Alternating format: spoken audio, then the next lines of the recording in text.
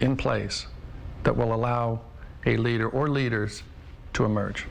Oh, yeah. I mean, no question. What are you referring to, Jerry?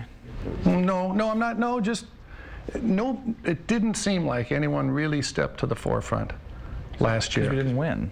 I mean, it's simple. It's kind of dumb because. But when you're not winning, that's the time where a guy. And does what? Gets in front of the group and yells at everybody, and then they win. There's some sense of leadership. I know why Michael Jordan was a great leader. Because he was a great player. And he won 6 NBA championships. Sure. So then all of a sudden, when he's in people's faces, he's a great leader. You know, that's a great leader is someone who wins, and you figure out how to win. Some people it's getting in people's faces. Some people it's being positive. Other times it's just walking the line and doing it the right way.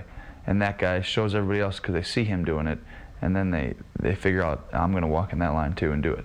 You know, there's many different ways to do it. I think the people, when they sit there and say that they need to see leadership, well, they're kidding themselves, because if you need to see someone be a leader, then they're probably not a leader all the time. I mean, you can look back and say, oh, I wish I'd have done talking more or done so. I don't know that when someone talks to me, it does nothing as far as, okay, thank you.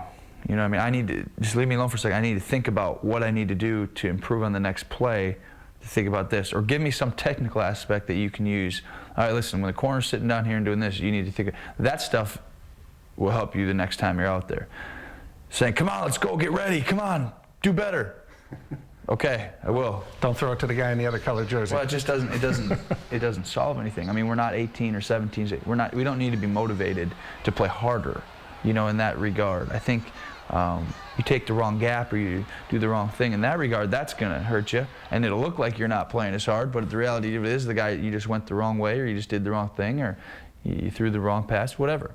So I think that execution, you know, if there's a way to execute better, then you need to lead in that regard. You need to figure out a way to help everybody execute better. But it's silly to me to think that someone telling you in your face, do better next time, is going to make you do better next time. You know, tell me why. You know, show somebody what they need to do to be better next time. That will go a lot farther, I think. Will Tony Romo take a different leadership role next year? Will you change the way that you lead that football team? I think I'll do some things differently, yes, I do.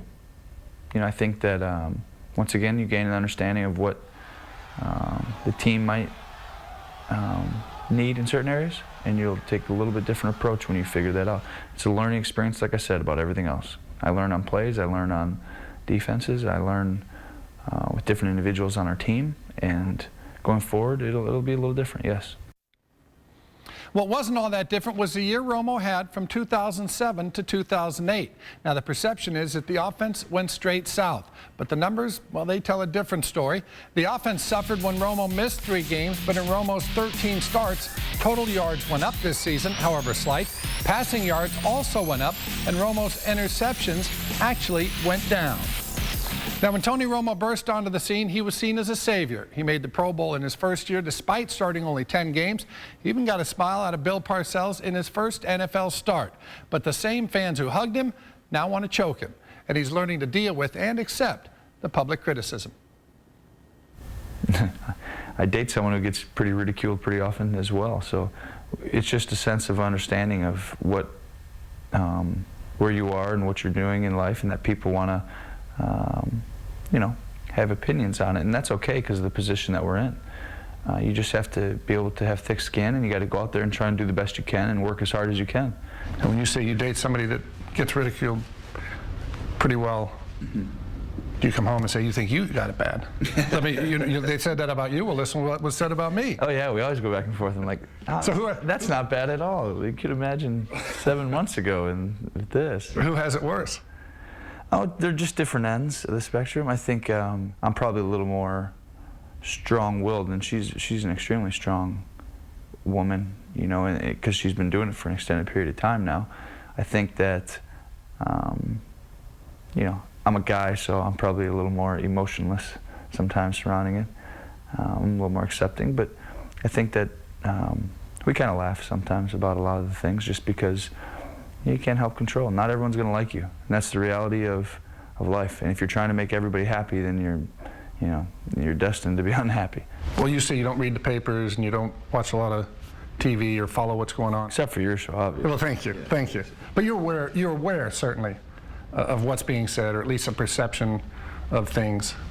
So what's wounded you the most? What's hurt you the most where you've either read or heard something where you said, well, that's just not accurate?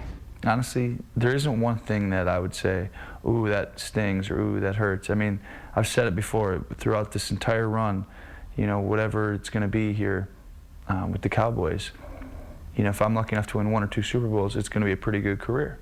And anybody who knows the game understands that. It's only going to end successfully if I play 10 years, 1 or 2 times, hopefully.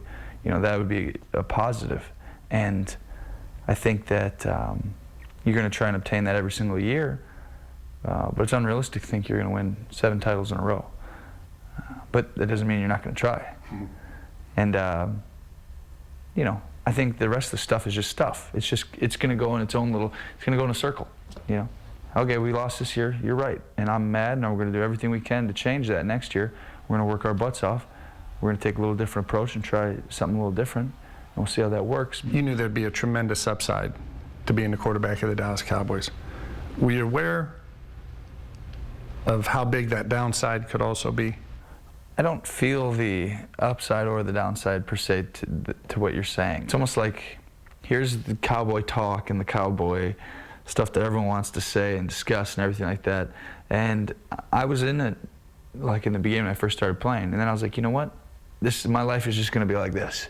It's going to go like this every week. If you follow it. If you sit here and want to read everything that someone says about you and every opinion that's about you. I surround myself with people that if I suck, I go out there and I just stink and I can't do anything anymore and I get replaced by you know, going forward. If that's what happens, okay, well, I know that these people are still always going to care for me and enjoy the person that I am and at least know that I worked as hard as I could. For the record, if you get replaced by me, you really sucked. You didn't just suck, you really sucked, okay? Hey, I'll always be over here with you then.